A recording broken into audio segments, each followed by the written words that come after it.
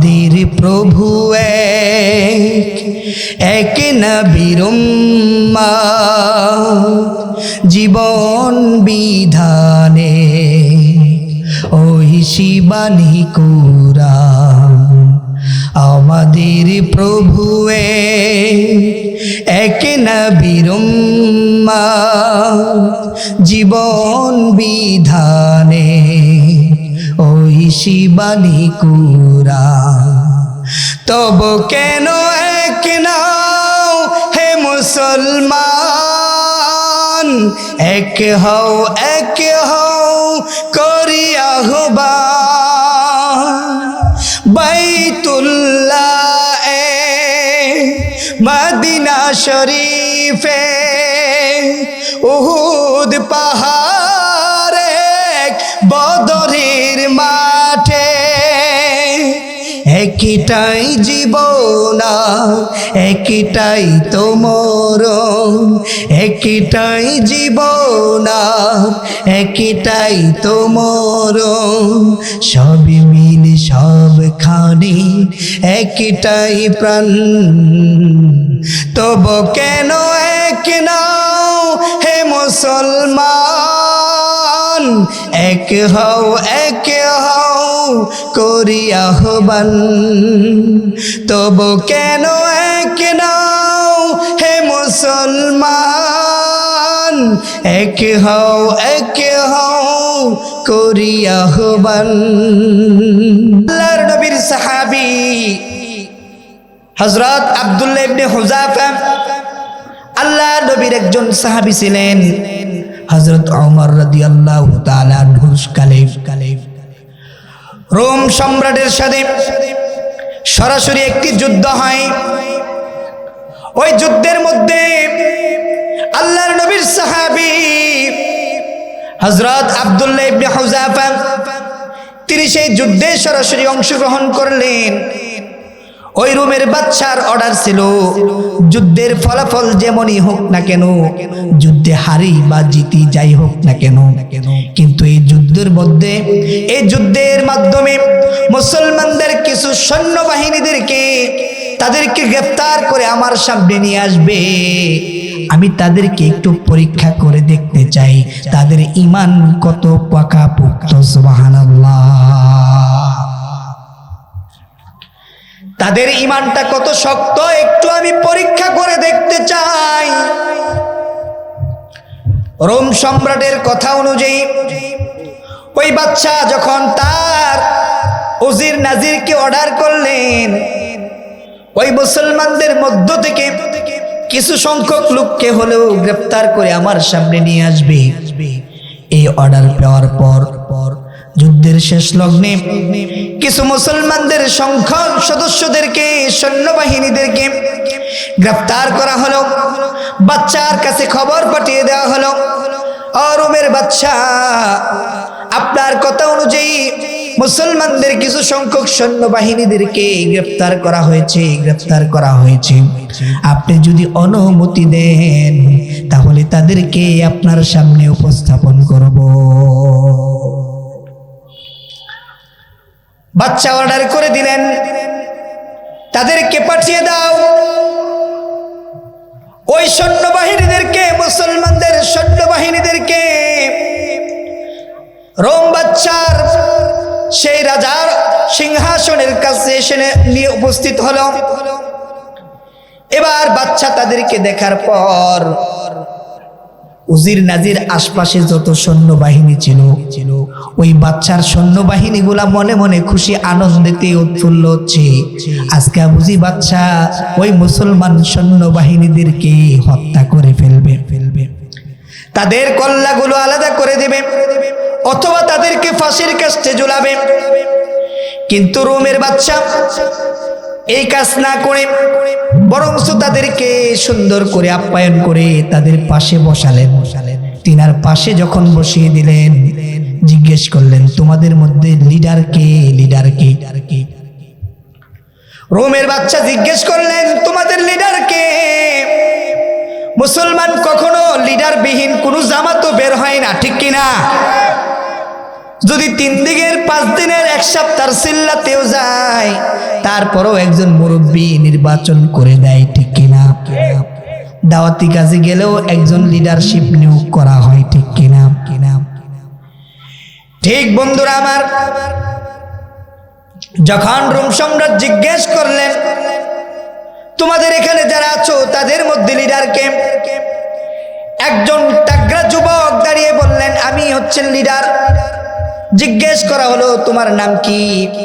ওই লিডার বললেন আমার নাম হচ্ছে আব্দুল্লাহ ইবনে জুবায়ের, আব্দুল্লাহ ইবনে হুযাফা। আব্দুল্লাহ ইবনে হুযাফা নাম বলার সাথে সাথে বাদশা বললেন হুযাফা তোমাকে দেখে আমার খুব ভালো লেগেছে, তোমার চেহারা খুব সুন্দর, তোমার চেহারার মধ্যে মায়াবী মায়াবী একটা ভাব আছে, তুমি আমার পাশে এসে বসো। সৈন্যবাহিনী চিন্তা করতেছে যে শত্রুকে আইনা পাশে বসাচ্ছে, যে শত্রুকে হত্যা করার কথা সেই শত্রুকে আইনা পাশে বসাইছে, বাচ্চা কি ঠিক আছে না পাগল হয়ে গেছে? শত্রুকে আপনি কখনো কি আদর করে আপনার ঘরের ভিতরে নিয়ে বসায় খাওয়াবেন? বাচ্চা তাকে পাশে বসালেন, তাকে সুন্দর করে পাশে বসিয়ে আমি যেভাবে বসাইছি এভাবে পাশে বসাইছি। বাচ্চা আব্দুল্লাহকে বললেন ও আব্দুল্লাহ তোমাদের যারা আসছো, যারা এখানে বন্দী হয়েছ, আমি তোমাদের সবাইকে ছেড়ে দেব, আর তোমাকে আমি আমার সাম্রাজ্যের অর্ধেকটা পর্যন্ত তোমাকে আমি দিয়ে দেব, কিন্তু কারণ একটাই মাত্র উদ্দেশ্য, তোমার ঈমানটাকে আমার কাছে বিক্রি করে দেওয়া লাগবে।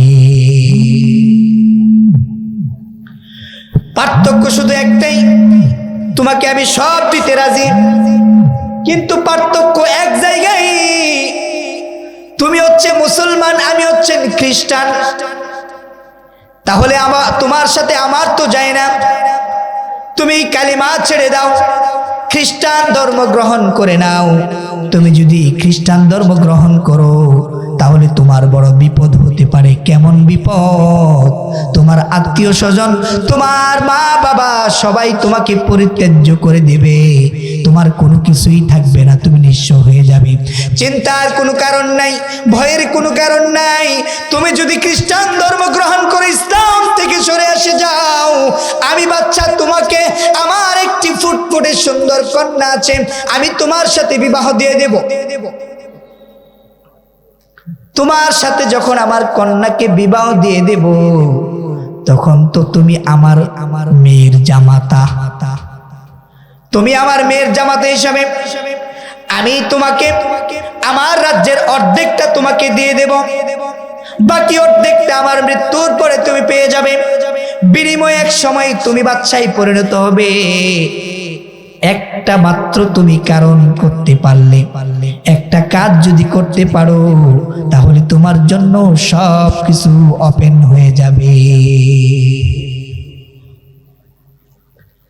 আব্দুল্লাহ ইবনে হুযাফা বললেন, সে বসা থেকে দাঁড়িয়ে রাগান্বিত হয়ে বললেন, হে রুমের কুকুর, তুই কি আমার ঈমান কিনতে চাচ্ছিস? তুই আমার ঈমান কিনতে পারবি না, কারণ যে ঈমান গ্রহণ করে তাম পৃথিবী যদি তার সামনে এনে দেওয়া হয়, ঈমানদার কখনো ওই দুনিয়াবি লোভের মধ্যে পড়ে ঈমান কখনোই বিক্রি করে দেবে না। আব্দুল্লাহ ইবনে হুযাফার কথা শুনে রোমের বাদশা রাগান্বিত হয়ে গেলেন। পর্দার আড়ালে গিয়ে উজির নাজিরকে ডেকে বললেন, তাকে জেলের ভিতরে ঢুকাও, খাবার দাবার সবকিছু বন্ধ করে দাও।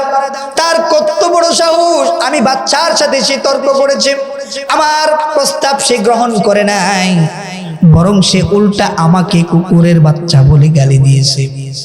আমি তো আর তাকে রাখতে চাই না, তাকে জেলের ভিতরে ঢুকাও, খাবার দাবার সবকিছু বন্ধ করে দাও। বাচ্চার অর্ডার অনুযায়ী আব্দুল্লাহ ইবনে হুযাফাকে জেলের ভিতরে ঢুকায় দেওয়া হলো। একজন ডাক্তার নিয়োগ করে দেওয়া হলো। সে যখন খাবার না খেতে দুর্বল হয়ে পড়বে, যখন সে একেবারে নিবিড় অবস্থায় মৃত্যুর শয্যায় যখন চলে যাবে, তখন আমার কাছে সংবাদ জানাবে। ওই কথা অনুযায়ী 1 সপ্তাহ পর্যন্ত ওই আব্দুল্লাহ ইবনে হুযাফাকে কোনো খাবার দেওয়া হয় নাই। তিনি জেলের ভিতরে 1 দিন 2 দিন 1 সপ্তাহ পর্যন্ত না খেতে তিনার শরীর একেবারে দুর্বল হয়ে পড়েছে।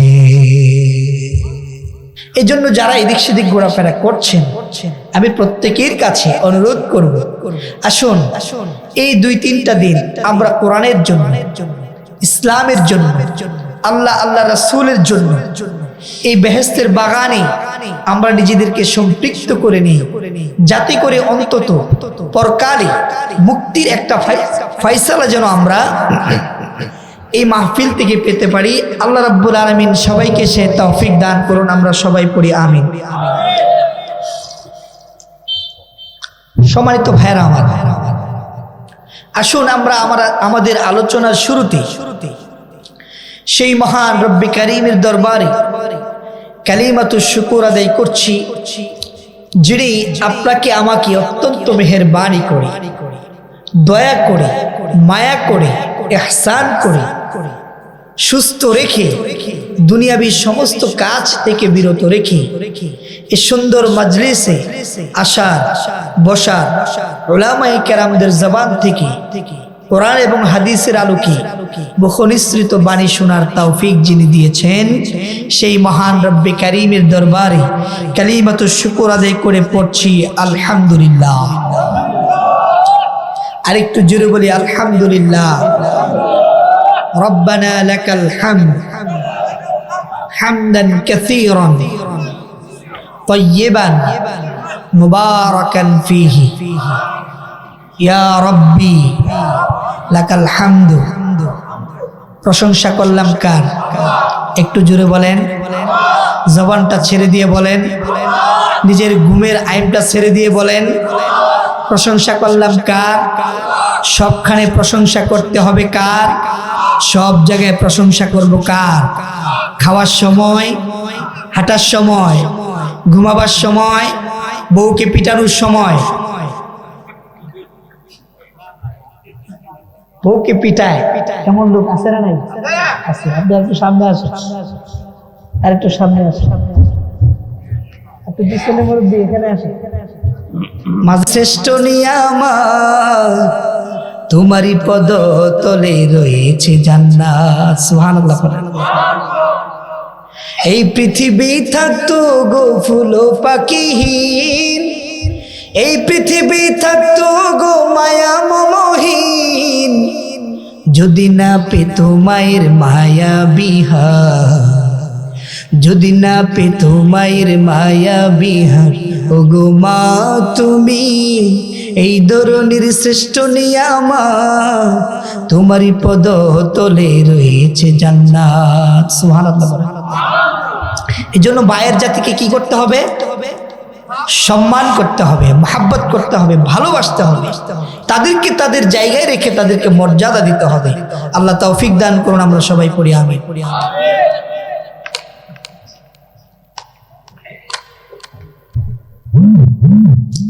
আমি আজকে আপনাদের সামনে পবিত্র কোরআন থেকে একটি আয়াতে কারিমা তেলাওয়াত করেছি এবং বিশ্বনবী মুহাম্মদুর রাসূলুল্লাহ, সবাই পড়েন সাল্লাল্লাহু আলাইহি ওয়াসাল্লাম, তিনার অসংখ্য অগণিত মুখনিসৃত বাণী থেকে ছোট্ট একখানা হাদিসে নববী আপনাদের সামনে পেশ করেছি। আল্লাহ তাআলা যদি তৌফিক দান করেন, এই হাদিস এবং কোরআনের আয়াতের আলোকে আপনাদের সামনে কিছু কথা বলার চেষ্টা করব। আমা তৌফিকি ইল্লা বিল্লাহ। আপনারা ঘুমিয়ে যাবেন না তো? সবাই সজাগ থাকবেন শেষ পর্যন্ত। কয়টা পর্যন্ত চলবে? সারা রাত। মাশাআল্লাহ। আল্লাহ প্রত্যেকের এই নিয়তকে কবুল করুন। আমরা সবাই পড়ি আমিন। কথা কম হবে, কাজ বেশি হবে। কথা কম, কাজ বেশি। সারা রাত না শুনে আমরা যদি 1-2 ঘন্টা ভালো আলোচনা শুনি, এগুলো যদি আমাদের নিজেদের জীবনে আমলের নিয়তে বাড়িতে নিয়ে যায়, তাহলে আমাদের জন্য যথেষ্ট। আর সারা রাত ওয়াজ করেছে হুজুর, কিন্তু বাড়িতে কিছুই নিলেন না। এই ওয়াজের কোনো মূল্য নাই। দাদা নাতির কিচ্ছা জানেন তো? দাদা আর নাতি দুইজন গেছে ওয়াজ শুনতে। সারা রাত হুজুর ওয়াজ করে বুঝাইছে যে টাকনোর উপরে কাপড় উঠলে ফরজ তরক হয়ে যায়। সারা রাত হুজুর ওয়াজ করে এই কথাটাই বোঝানোর চেষ্টা করছে। এখন সারা রাত ওয়াজ শুনে দাদা আর নাতি বাড়ির দিকে রওনা করলো। পথিমধ্যে পড়ে ছোট্ট একটা নদী, খাল। এই খাল পার হবে। এখন নাতি আগে আগে যাচ্ছে, দাদা পেছনে। বুড়ো মানুষ তো একটু পিছনেই থাকে। নাতি তো ইয়াং মানুষ, সে ওই পারে উঠে গেছে। এই পারে উঠে এবার নাতি পেছনের দিকে তাকায় দেখে দাদাই তো এই কমরশিয়া পানির টাইমার লুঙ্গি খুললা মাথা। দাদাই লুঙ্গি খুলে মাথায় বেঁধে ফেলছে। নাতি যখন উলঙ্গ অবস্থায় দেখলো, শরম পেয়ে চোখে চেপে ধরে বলছে, দাদা তুমি এটা কি করলা? কি করেছি? ও সারা রাত হুজুর ওয়াজ করে বুঝাইলো টাকনোর উপরে কাপড় তুলে ফরজ তরক হয়ে যায়। সারা রাত ওয়াজ শুননা তুমি বাড়িতে যাওয়ার আগে লুঙ্গি খুললে মাথা। দাদাই বলতেছে, নাতি তোর ওয়াজ তুই গাঙ্গের এপার লয়ে আইছ, আমার ওয়াজ আমি গাঙ্গের হেপারে রেখে আইছি। তাহলে এই ওয়াজ শোনার কোনো লাভ, এই ওয়াজ শোনার কোনো লাভ নাই। অল্প কথা শুনে সেটাকে যদি আমরা আমল করতে পারি, এতে আমাদের জন্য অনেক কল্যাণ রয়েছে। আমলের নিয়ত ইনশাআল্লাহ আমরা আজকে আলোচনা শুনব। আচ্ছা বলুন তো দেখি, আল্লাহ রাব্বুল আলামিন আমাদের জন্য একটা হেদায়েতের গ্রন্থ পাঠিয়েছেন। এই গ্রন্থটির নাম কি আপনারা বলতে পারবেন? মাশাআল্লাহ, মুরব্বী মানুষ সবাই নাম জানে। হ্যাঁ, আল কোরআন। এই কোরআনুল কারীমকে আল্লাহ রাব্বুল আলামিন পাঠিয়েছেন মানুষের হেদায়েতের জন্য। মানুষের হেদায়েত পেতে হলে এই কোরআন ব্যতীত অন্য কোথাও হেদায়েত পাওয়া যাবে না। এই হেদায়েত পাওয়ার জন্য আমরা কোরআনুল কারীমের কাছে আসব। যে কোরআনের কাছে আসবো সেই কোরআনটা কেমন হওয়া চাই, এটা একটু আমাদের জানা দরকার আছে না? হ্যাঁ, আসুন আমরা আল্লাহ তাআলা শুরুতেই কি বলেছেন সে কোরআন সম্পর্কে। আল্লাহ পাক রব্বুল আলামিন বলেন,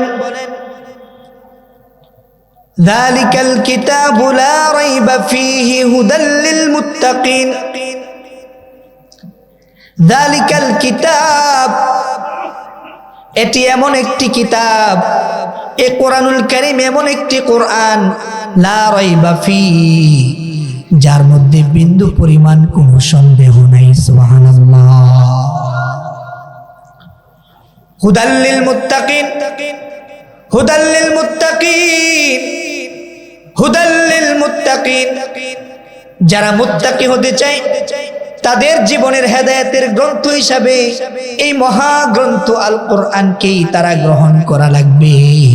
এই কোরআন অনুযায়ী যারা নিজের ব্যক্তিগত জীবন, পারিবারিক জীবন, সামাজিক জীবন, রাষ্ট্রীয় জীবন, এমনকি আন্তর্জাতিক বলয় পর্যন্ত কোরআনকে মেনে চলবে, ওই লোকগুলাই মুত্তাকিদের খাতার মধ্যে নামটা লেখা দেবে। তাহলে আমরা মুত্তাকি হতে হলে এই কোরআনের কাছে আসা লাগবে। এই কোরআন আমাদেরকে শিক্ষা দিচ্ছেন যে কোরআন এমন একটি কিতাব যা তোমার হেদায়েতের পথ। সুবহানাল্লাহ। সে কোরআনুল কারীম থেকে জেনে নেব আল্লাহ পাক রব্বুল আলামিন এই দুনিয়ার মানুষদেরকে দুনিয়ার জমিনে পাঠিয়ে শুধু ছেড়ে দেন নাই, গোটা জমিনটাকে একটা ক্লাসরুম বানায় দিয়েছেন। গোটা জমিনটাকে একটা ক্লাসরুম বানায় দিলেন। এই ক্লাসরুমের সিলেবাস বানায় দিলেন মহাগ্রন্থ আল কোরআনকে। এবং সেই কোরআনুল কারীম শিক্ষা দেওয়ার জন্য একজন টিচার নিয়োগ করে দিলেন। সেই টিচারের নাম হচ্ছে বিশ্বনবী জনাবে মুহাম্মাদুর রাসূলুল্লাহ সাল্লাল্লাহু আলাইহি ওয়াসাল্লাম। তিনি কোরআন শিক্ষা দিয়ে গেছেন আমাদেরকে, এবং সেই কোরআন দ্বারা গোটা জমিনটা পরিচালিত হবে, এই সিলেবাস দ্বারা গোটা জমিনটা পরিচালিত হবে। আল্লাহ পাক রব্বুল আলামিন এই কোরআনটাকে সিলেবাস বানায় দিয়ে এবার বলে দিচ্ছেন, তোমাদেরকে আমি আমার জমিনের মধ্যে পাঠিয়েছি, তোমাদেরকে আমি বিভিন্ন ভাবে পরীক্ষা করে দেখব। সুবহানাল্লাহ। পরীক্ষাগুলো কেমন হতে পারে? পরীক্ষাগুলো কেমন হতে পারে? কেমন হতে পারে? আল্লাহ পাক রব্বুল আলামিন কোরআনুল কারীমের ভিতরে জানিয়ে দিচ্ছেন, ওয়ালানাবলুওয়ান্নাকুম বিশাইইম মিনাল খাউফি ওয়াল জু'i ওয়া নাকসিম মিনাল আমওয়ালি ওয়াল আনফুসি ওয়াস সামারাত।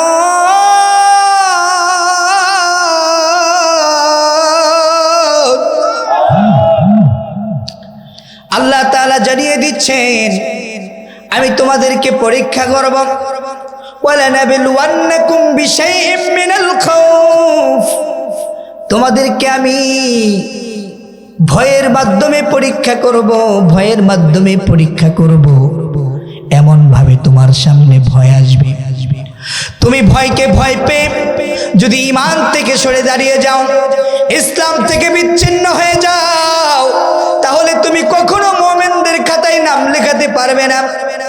আর যদি তোমরা এই ভয়টাকে জয় করে আল্লাহর দ্বীনের উপরে প্রতিষ্ঠিত থাকতে পারো, আমি আল্লাহ পাক রব্বুল আলামিন তোমাদের জন্য অবশ্যই সাবিরিন, তোমাদের জন্য আমি সুসংবাদের ব্যবস্থা করে রেখে দিয়েছি।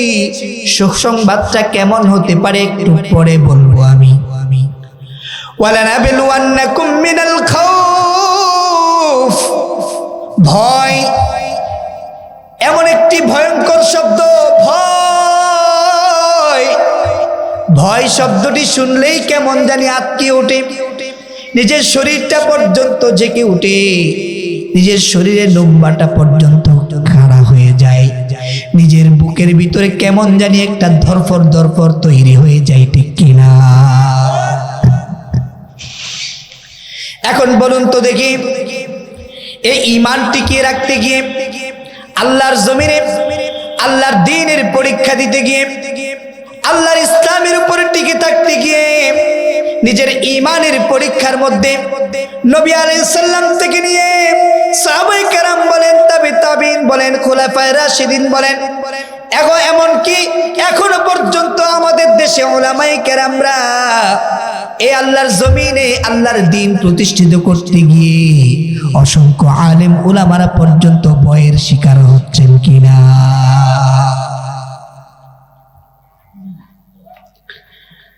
কিন্তু মুমিনরা ভয়কে কখনোই ভয় পায় না, বরং ভয়কে জয় করে তারা তাদের ঈমানের উপরে টিকে থাকে, ঠিক কিনা? আল্লাহর নবীর সাহাবী হযরত আব্দুল্লাহ ইবনে হুযাফা, আল্লাহর নবীর একজন সাহাবী ছিলেন। হযরত ওমর রাদিয়াল্লাহু তাআলা আনহুর কালে রোম সম্রাটের সাথে সরাসরি একটি যুদ্ধ হয়। ওই যুদ্ধের মধ্যে আল্লাহর নবীর সাহাবী হযরত আব্দুল্লাহ ইবনে হুযাফা তিনি সেই যুদ্ধে সরাসরি অংশগ্রহণ করলেন।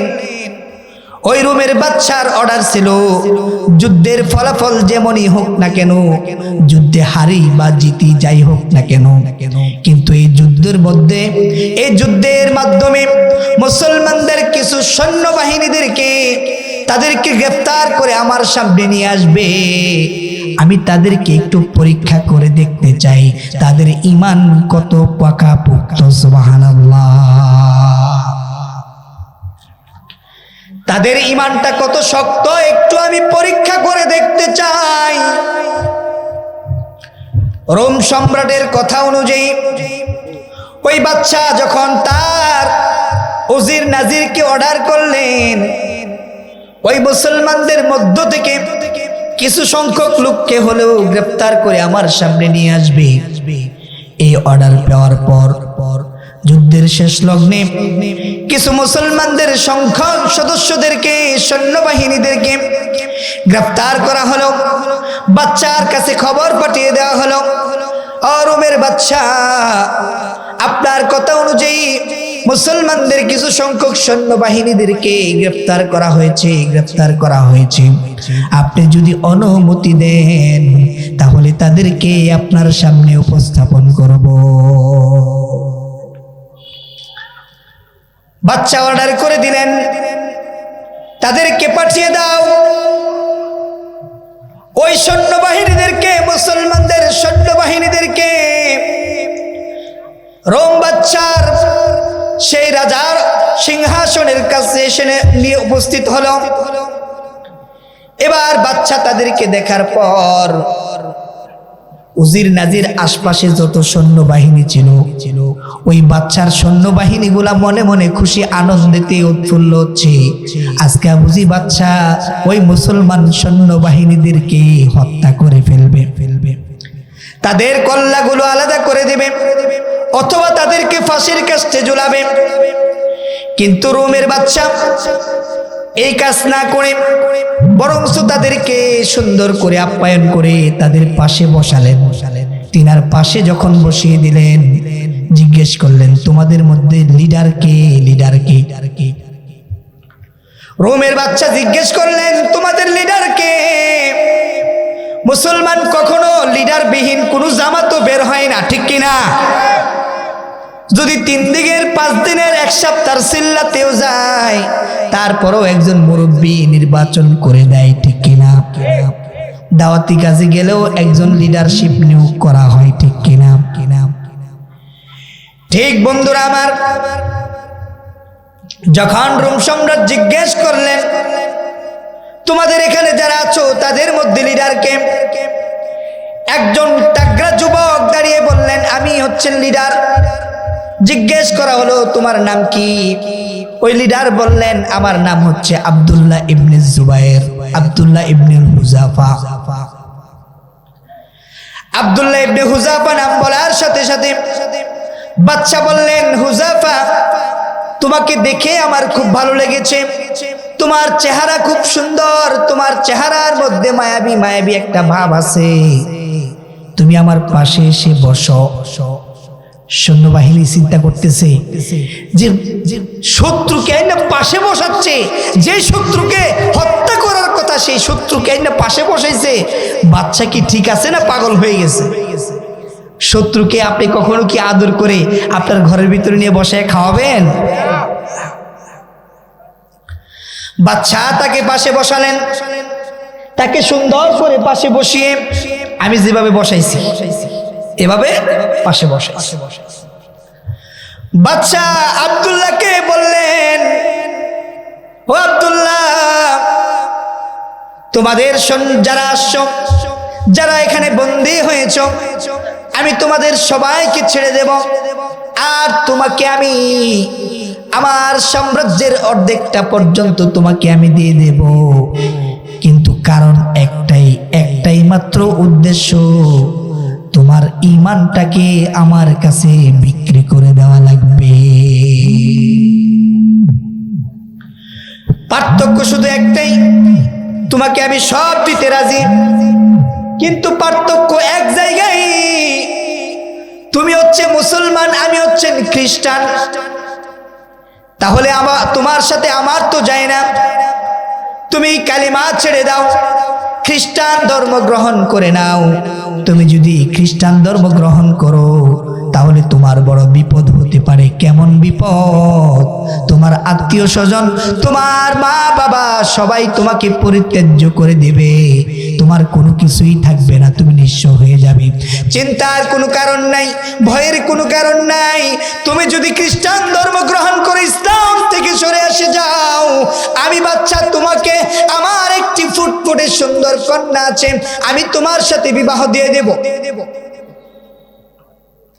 তোমার সাথে যখন আমার কন্যাকে বিবাহ দিয়ে দেব, তখন তো তুমি আমার মেয়ের জামাতা, তুমি আমার মেয়ের জামাতা হিসাবে আমি তোমাকে আমার রাজ্যের অর্ধেকটা তোমাকে দিয়ে দেব, বাকি অর্ধেকটা আমার মৃত্যুর পরে তুমি পেয়ে যাবে। বিনিময়ে এক সময় তুমি বাদশায় পরিণত হবে। একটা মাত্র তুমি কারণ করতে পারলে, একটা কাজ যদি করতে পারো, তাহলে তোমার জন্য সব কিছু ওপেন হয়ে যাবে। আব্দুল্লাহ ইবনে হুযাফা বললেন, সে বসা থেকে দাঁড়িয়ে রাগান্বিত হয়ে বললেন, হে রুমের কুকুর, তুই কি আমার ঈমান কিনতে চাচ্ছিস? তুই আমার ঈমান কিনতে পারবি না, কারণ যে ঈমান গ্রহণ করে তাম পৃথিবী যদি তার সামনে এনে দেওয়া হয়, ঈমানদার কখনো ওই দুনিয়াবি লোভের মধ্যে পড়ে ঈমান কখনোই বিক্রি করে দেবে না। আব্দুল্লাহ ইবনে হুযাফার কথা শুনে রোমের বাদশা রাগান্বিত হয়ে গেলেন। পর্দার আড়ালে গিয়ে উজির নাজিরকে ডেকে বললেন, তাকে জেলের ভিতরে ঢুকাও, খাবার দাবার সবকিছু বন্ধ করে দাও। তার কত বড় সাহস! আমি বাচ্চার সাথে সে তর্ক করেছে, আমার প্রস্তাব সে গ্রহণ করে নাই, বরং সে উল্টা আমাকে কুকুরের বাচ্চা বলে গালি দিয়েছে।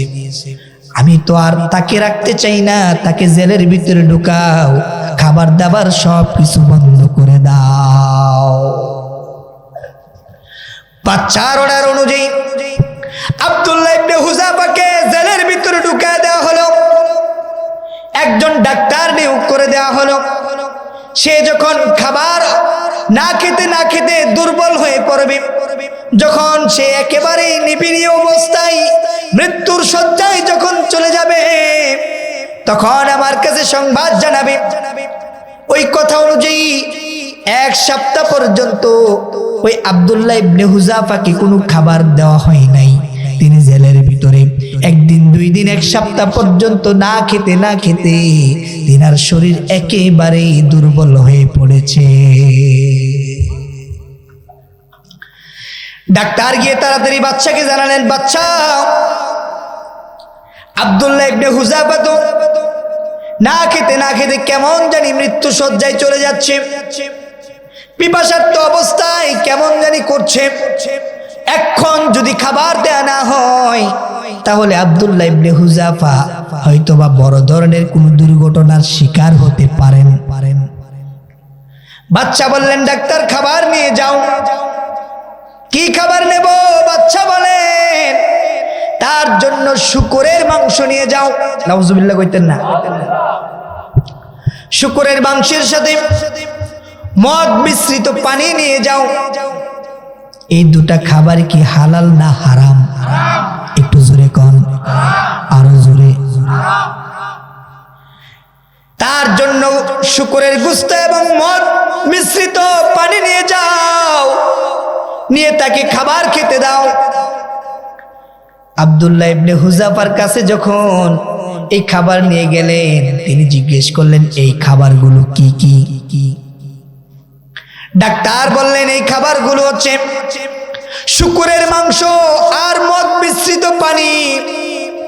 আব্দুল্লাহ ইবনে হুযাফা এত পরিমাণ রাগান্বিত হয়ে গেলেন, তিনি বললেন, এগুলো এখান থেকে সরাও, নাকি লাথি মেরে আমি সব উড়িয়ে দেব। তাড়াতাড়ি এখান থেকে নিয়ে যাও। মুসলমান কখনো হারাম খাদ্য তাদের কলিজার মধ্যে দিতে পারে না।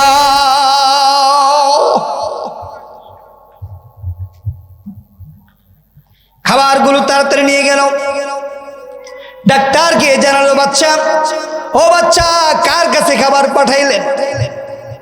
এমন লোকের কাছে খাবার পাঠাইলেন যে লোককে দেখে আসলাম খাবার না খেতে একেবারে শরীর ক্লান্ত হয়ে পড়েছে।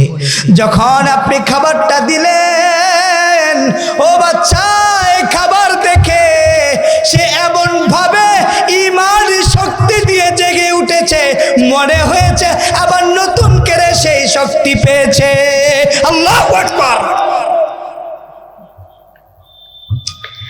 বাচ্চা চিন্তা করলেন, তাকে এমনি চলবে না, যাও বিশাল বড় পাতিলের মধ্যে তেল গরম করো। তার কাছ থেকে এমনি ঈমান দূরে সরানো যাবে না, ঈমান থেকে তাকে ফিরিয়ে আনা যাবে না। তার ইমানের কঠিন পরীক্ষা আজকে আমি করব। যাও বিশাল বড় পাতিলের মধ্যে তেল গরম করো। তেলকে উত্তপ্ত গরম করা হলো বাদশার অর্ডার অনুযায়ী। যখন তেলকে উত্তপ্ত করে হলো, এবার বললেন আব্দুল্লাহ ইবনে হুযাফাকে ধরে নিয়ে আসো। আব্দুল্লাহ ইবনে হুযাফাকে দুজন কাঁধের মধ্যে ভর করে নিয়ে আসলেন। এমন উত্তপ্ত তেল তার সামনে উপস্থিত করা হলো। বাদশা বললেন, তুমি যদি এখন ঈমান থেকে দূরে সরে খ্রিস্টান ধর্ম গ্রহণ না করো, ইসলাম থেকে তুমি যদি দূরে সরে না যাও, তোমার ঈমান যদি তুমি বিক্রি না করেও, তাহলে তোমাকে এক্ষুনি তেলের মধ্যে ফেলে দেওয়া হবে।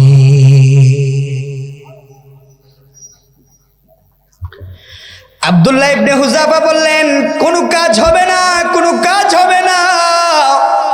মুমিন কখনো মৃত্যুকে ভয় পায় না। মৃত্যু মুমিনের জন্য একটি উপহার স্বরূপ, তুহফাতুল মুমিনিল মাউত। মৃত্যু হচ্ছে মুমিনের জন্য একটি উপহার। মৃত্যুকে কখনোই মুমিন ব্যক্তি ভয় পেতে পারে না। বাচ্চা চিন্তা করলেন, এভাবে কাজ হবে না। তার সামনে তার আরেক সৈন্যবাহিনীকে নিয়ে আসলেন। মুসলমান আরেক কয়েদিকে নিয়ে এসে ওই বাচ্চা আব্দুল্লাহর সামনে ওই কয়েদিকে, মুসলমান কয়েদিকে উত্তপ্ত সেই তেলের মধ্যে ছেড়ে দিলেন। মুহূর্তের মধ্যেই ওই লোকটা একেবারে কাবাব হয়ে গেলেন।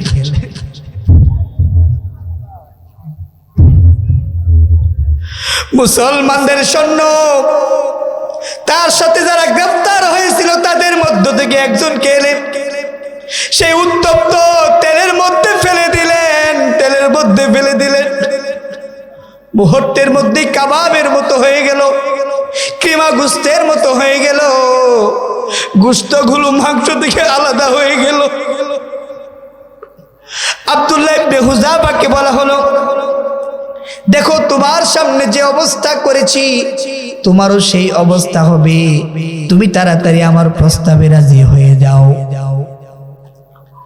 আব্দুল্লাহ ইবনে হুযাফা আরো শক্ত মনোবল নিয়ে, নিজের হিম্মতকে আরো শক্তিশালী করে, ঈমানি শক্তি নিয়ে সে বললেন, ও বাচ্চা, তুমি একজন নয়, দুইজন নয়, আমার সামনে যদি এমন শত শত মানুষকে হত্যা করে ফেলো, আগুনে পুড়ে ফেলো, তারপরও তোমার প্রস্তাব গ্রহণ করে আমার ঈমান আমি বিক্রি করতে পারবো না। আল্লাহু আকবার।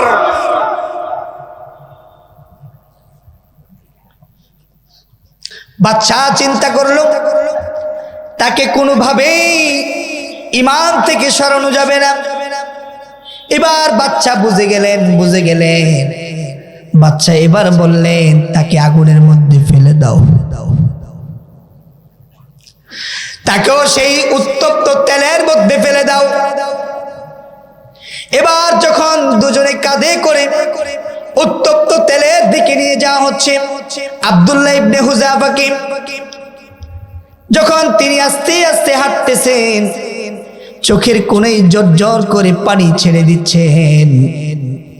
যখন তিনি কাঁদতেছেন, বাচ্চা ডেকে বলে, ও আব্দুল্লাহ, মৃত্যুর বুঝি ভয় হয়?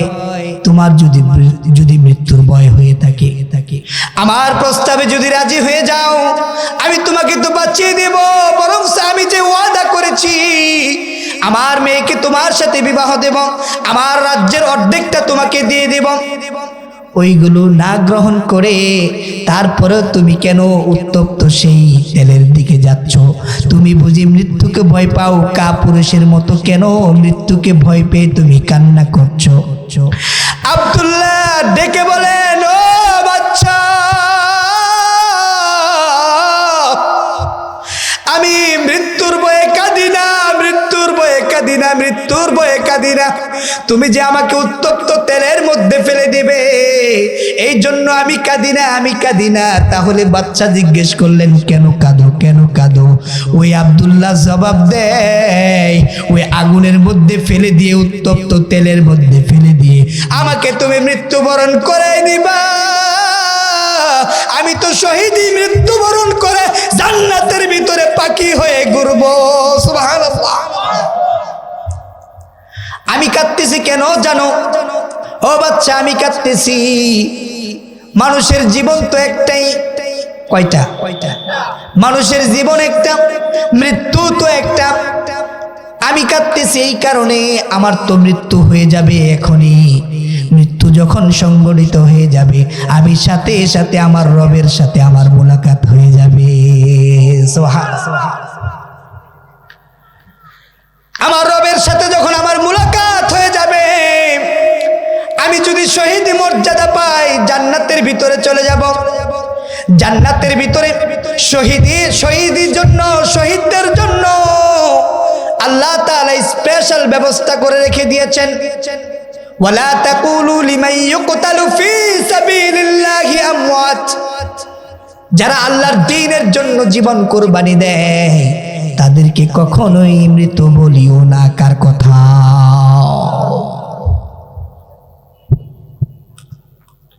ওয়ালা তাকুলু লিমান ইউকতালু ফি সাবিলিল্লাহি আমওয়াত বাল আহইয়াউ ওয়ালাকিন লা তাশউরুন। তার রিজিকের কোনো অভাব থাকবে না।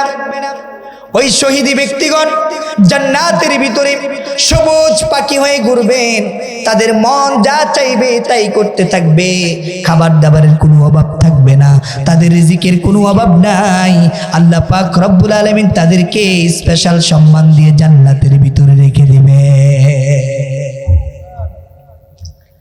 ও বাচ্চা, আমি কাঁদতেছি এই কারণে, আমার তো জীবন একটাই, মৃত্যু একবারই সংঘটিত হবে। কুল্লু নাফসিন যায়কাতুল মাউত, মৃত্যু আমার একবারই হবে। আমি কাঁদতেছি ওই জান্নাতের ভিতরে আল্লাহ যে শহীদদের জন্য এত এত সম্মান রেখে দিয়েছেন। আল্লাহ যদি চান, আল্লাহ যদি আমাকে আরো এমন একবার নয়, দুইবার নয়, অসংখ্যবার জীবন দিতেন, আমিও আল্লাহর রাস্তায় নিজের জীবনকে কুরবানি দিয়ে শহীদি খাতায় নাম লেখায়া দিতাম। আমি যদি অসংখ্যবার আল্লাহর জন্য, আল্লাহর দ্বীনের জন্য, ঈমানের পথে নিজের জীবনকে যদি আমি কুরবানি দিয়ে দিতে পারতাম, তখন নিজেকে অনেক সার্থক বলে আমি মনে করতাম। ও বাচ্চা, আমি মৃত্যুর ভয়ে কাঁদি না, আমি মৃত্যুর ভয়ে কাঁদি না। আমি তো কাঁদি আমার জীবনটা যেন আবার যদি আসতো, তাহলে আবার আমি দ্বীনের জন্য কোরবানি হতাম, আবার আসলে আবার আল্লাহর দ্বীনের জন্য জিহাদ করতাম, আবার আসলে আবার আল্লাহর দ্বীনের জন্য নিজের জীবনটা দিয়ে, জানটা দিয়ে, মালটা দিয়ে, প্রাণটা দিয়ে আল্লাহর জমিনে আল্লাহর দ্বীন প্রতিষ্ঠিত করার জন্য কাজ করে যেতাম। ও বাচ্চা, মৃত্যুর ভয়ে কাঁদি না, মৃত্যুর ভয়ে আমার কোনো কান্না আসছে না। আমি তো আর খুশি, মৃত্যু হওয়ার সাথে সাথে আমার রবের সাথে আমার মোলাকাত হয়ে যাবে। সুবহানাল্লাহ।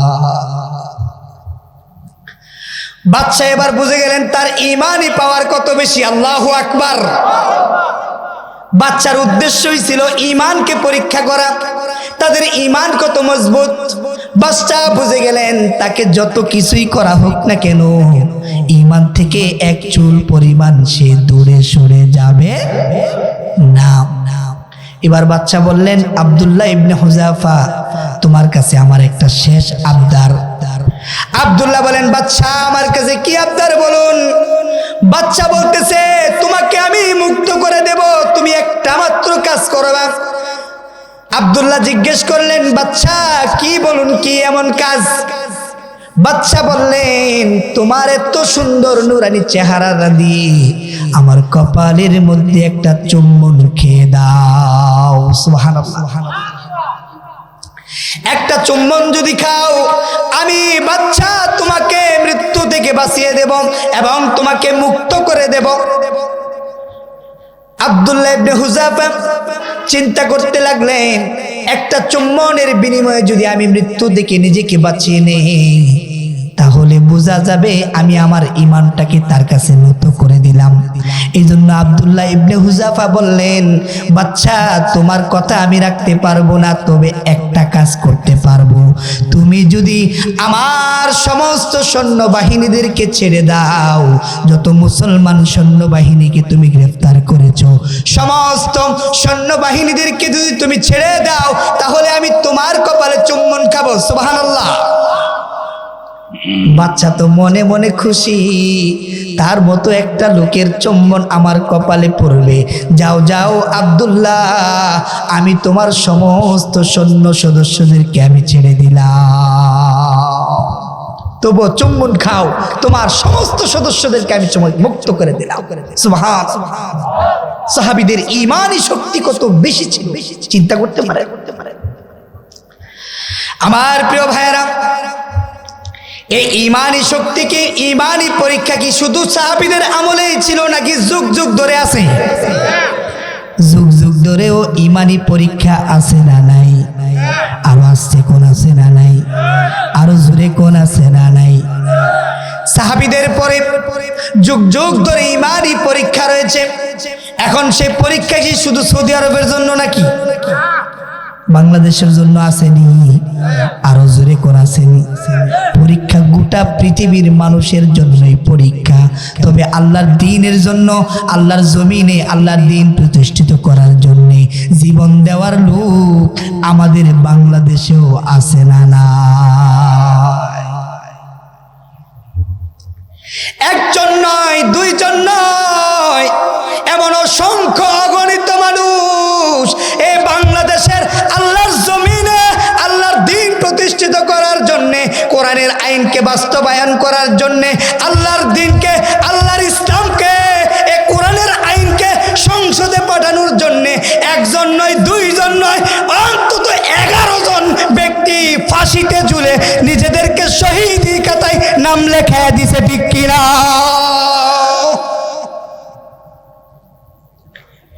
অসংখ্য মানুষ আছে যারা তাদের হাত পা দিয়ে দিচ্ছে, নিজের চক্ষু হারিয়ে ফেলেছে এই কোরআনকে, আল্লাহর জমিনে আল্লাহর দ্বীনকে প্রতিষ্ঠিত করার জন্য, আল্লাহর কোরআনের আইনকে বাস্তবায়ন করার জন্য। এমন অসংখ্য মানুষ ভয়ের কারণে নিজের ঘর ছাড়া থাকা লাগছে। বিগত 16টা বছর এমন পরিস্থিতি ছিল কি ছিল না?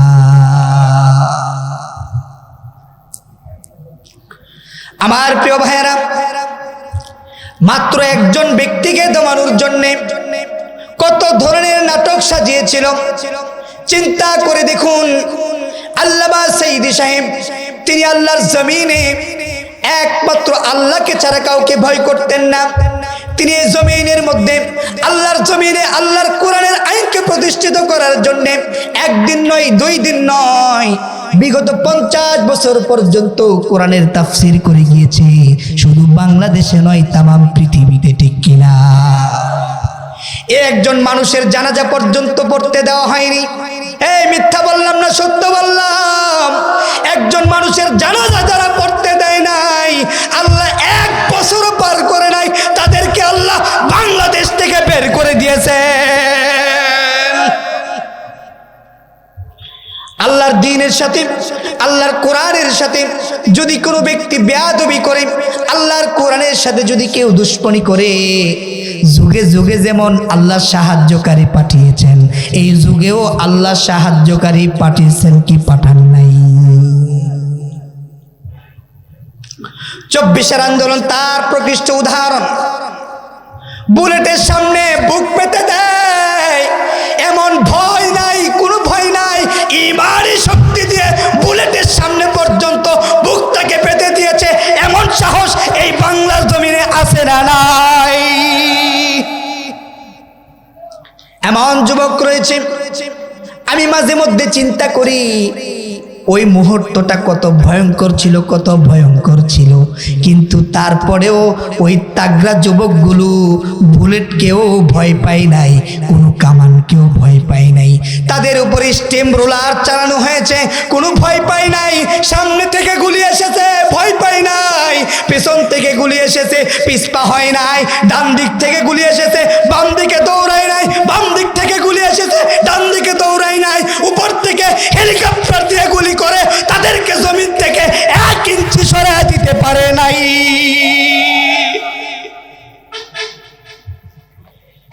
ঈমান যারা গ্রহণ করে, ঈমানি পাওয়ার নিয়ে যারা চলে, তারা কখনোই আল্লাহকে ছাড়া পৃথিবীর কোনো মানুষকে ভয় পায় না। কারণ তারা জানে আল্লাহর জন্য যদি কাজ করে নিজের জীবনকে কোরবানি দিয়ে দেওয়া যায়, আল্লাহ পাক রব্বুল আলামিন তাদেরকে শহীদি খাতায় নামটা লেখায়া দেয়। সুবহানাল্লাহ। আর যদি শহীদি খাতায় নাম লেখায় নিতে পারি, কাল হাসরের ময়দানে আল্লাহ পাক রব্বুল আলামিন শহীদি মর্যাদা দিয়ে জান্নাতের ভিতরে সবুজ পাখি বানায়া দিবেন। সুবহানাল্লাহ। আমার প্রিয় ভাইয়েরা, শুধু তাই নয়, শুধু তাই নয়, যদি আপনি আল্লাহর দ্বীনের জন্য, ইসলামের জন্য আপনার জীবনকে কোরবানি দেওয়ার সিদ্ধান্ত নেন, আপনার জীবনকে যদি কোরবানি দেওয়ার সিদ্ধান্ত নিয়ে নেন, আল্লাহ পাক রব্বুল আলামিন যুগে যুগে যেমন সাহায্যকারী পাঠিয়েছেন, আপনার যুগেও আল্লাহ পাক সেই সাহায্যকারী পাঠাবেন। কারণ সেই যুগে যে আল্লাহ ছিল, আজকেও সে আল্লাহ আছে না নাই? হ্যাঁ, সবাই বলতে হবে আছে না নাই? সেই যুগে আল্লাহর যেমন পাওয়ার ছিল, এই যুগেও সে আল্লাহর পাওয়ার আছে না নাই? হযরত মূসা আলাইহিস সালাম তিনি যখন ফেরাউনের আক্রমণের শিকার হলেন, তিনি যখন তিনার দলবল নিয়ে নীল নদের সামনে গিয়ে উপস্থিত হয়ে গেলেন, তখন তো সামনে নীল নদ, পেছন দিক থেকে আক্রমণ, যাবে কোথায়? কোথায় উপায় আছে? এবার ফেরাউন যখন পিছন দিক থেকে পাকড়াও করলেন, সামনে হচ্ছে বিশাল বড় নদী। মূসা আলাইহিস সালাম কি করবেন? তিনার দলবল সৈন্যবাহিনীরা বললেন, ইয়া মূসা, এখন আমাদের কি উপায় হবে? এখন আমাদের কি উপায় হবে? এখন আমাদের কি উপায় হবে? আল্লাহর নবী মূসা বললেন, তোমরা হতাশা হয়ে পড়িও না। আমার আল্লাহ এমন ভাবে সাহায্য পাঠাবেন, এমন ভাবে সাহায্য পাঠাবেন, তোমরা কল্পনাও করতে পারবে না। মুহূর্তের মধ্যে আল্লাহ পাক রব্বুল আলামিন অর্ডার করে দিলেন, হে মূসা, তোমার হাতে যে লাঠি আছে, লাঠি দিয়া সমুদ্রের মধ্যে আঘাত করো, আমি আল্লাহ তোমার জন্য রাস্তা বের করে দেব। মূসা আলাইহিস সালাম সেই নীল নদের মাঝখান দিয়ে গ্র্যান্ড ট্রাক বিশাল রোড দিয়ে প্রবেশ করে ওই পারে উঠছেন কি উঠছেন না? ফেরাউন যখন নীল নদের সামনে আসলো, মূসা আলাইহিস সালাম তিনি তিনার দলবল নিয়ে নদীর মাঝখানে। ফেরাউন যখন এসে দেখলো, মাশাআল্লাহ, এখান তো বিশাল বড় গ্র্যান্ড ট্রাক রুট বানায়া রাখছে, ও মনে করছে ওর বাজানে বানায়া রাখছে। এবার যখন ফেরাউন তাদের সৈন্যদেরকে নিয়ে, সন্ত্রাসী বাহিনীদেরকে নিয়ে বললেন, যাও চলো, এই রুট দিয়ে আমরা চলি। মূসার দল তো এই রুট দিয়ে গেছেন, এই যে তাদের চিহ্ন দেখা যায়। যখন তারা প্রবেশ করলেন, আল্লাহ তাআলা মূসা আলাইহিস সালামকে যখন ওই পারে নিয়ে গেলেন, তখন ফেরাউনের দলবল সবাই নদীর মাঝখানে। আল্লাহ তাআলা বললেন, কুন ফায়াকুন। কি? দুইটা শব্দের মালিক। কুন ফায়াকুন, পানিকে অর্ডার করা হলো, পানি তুমি মিশে যাও। এবার পানি যখন দুই দিক থেকে মিশে গেল, সমুদ্রের পানি এত পরিমাণ ঢেউ, এত পরিমাণ উলট পালট খাচ্ছে, ওই ফেরাউনের সমস্ত দলবল নিয়ে পানির মাঝখানে একেবারেই লন্ডভন্ড অবস্থায় চলে গিয়েছে। এবার ফেরাউন বলতেছে যে, আল্লাহ, আমি ঈমান এনেছি ওই ইলাহের উপরে, যে ইলাহের উপরে ঈমান এনেছে মূসা আলাইহিস সালামের জাতিরা। চিন্তা করছেন? এরপরও সরাসরি কয় না যে আমি আপনার উপরে ঈমান এনেছি। আল্লাহ বলতেছেন, আল আন ওয়া ক্বাদ আসাইতা ক্বাবলু ওয়া কুনতা মিনাল মুফসিদিন। এখন আর তুমি তওবা করলে কোনো কাজে আসবে না। আমি তোমাকে ধরার মতো ধরেছি, তুমি আর আমার ধরা থেকে বাঁচতে পারবে না। পানির মধ্যে সুবাইতে সুবাইতে পেট পাড়ায় ফেলেছে পুটকা মাছের ছাই কইরা, ঠিক কিনা? এখনো সেই ফেরাউনের লাশ সেই মিশরে দৃষ্টান্ত রূপে আছে না নাই? আছে। একটু ইউটিউবে সার্চ দিলেই দেখবেন, দেখা যাচ্ছে। আমার প্রিয় ভাইয়েরা, ঈমানি পাওয়ার কত বেশি, কত বেশি। এখন একটু মিলান তো দেখি ওই সাহাবায়ে কেরামদের ঈমানের সাথে আপনার আমার ঈমান কতটুকু মিল আছে। আল্লাহ তো বলতেছেন ওয়ালা নাবলুওয়ান্নাকুম মিনাল খাউফ وَلَنَبْلُوَنَّكُمْ مِنَ الْخَوْفِ وَالْجُوعِ وَنَقْصٍ مِنَ الْأَمْوَالِ وَالْأَنفُسِ وَالثَّمَرَاتِ। আল্লাহ তাআলা ভয়ের মাধ্যমে পরীক্ষা করবেন। আল্লাহ তাআলা বিভিন্নভাবে পরীক্ষা নিরীক্ষা করে তার জানমাল দিয়ে পরীক্ষা করবেন, তাকে ফলমূল কম দিবেন। তার এই সমস্ত জিনিস দিয়ে যখন পরীক্ষা করবেন, এই পরীক্ষাকে যারা ধৈর্যের সহিত আল্লাহর দ্বীনের জন্য মোকাবেলা করবে, আল্লাহর দ্বীনের জন্য তারপরেও কাজ করে যাবে, ঈমানের পথে নিজেকে অটল রাখবে, সমস্ত মুসলিম জাতিকে ঐক্যবদ্ধভাবে নিয়ে ইসলাম প্রতিষ্ঠা করার জন্য কাজ করে যাবে। আল্লাহ বলছেন ওয়াবাশশিরিস সাবিরিন, তাদের জন্য সুসংবাদ দিয়ে দাও, আমি আল্লাহ তাদের জন্য 10টা পৃথিবীর সমান জান্নাত বানায় রাখছি। এই জন্য আমার প্রিয় ভাইরা, আসুন আমরা দ্বীন ইসলামের জন্য একতাবদ্ধ হয়ে একসাথে ইসলামের জন্য কাজ করি। আল্লাহ তাআলা আমাদের সবাইকে সেই তৌফিক দান করুন। আমরা সবাই পড়ি আমিন। লিল্লাহি তাকবীর, লিল্লাহি তাকবীর। প্রধান বক্তার আগমন, আফতাব সাহেবের আগমন, মাহফিলের পক্ষ থেকে লিল্লাহি তাকবীর।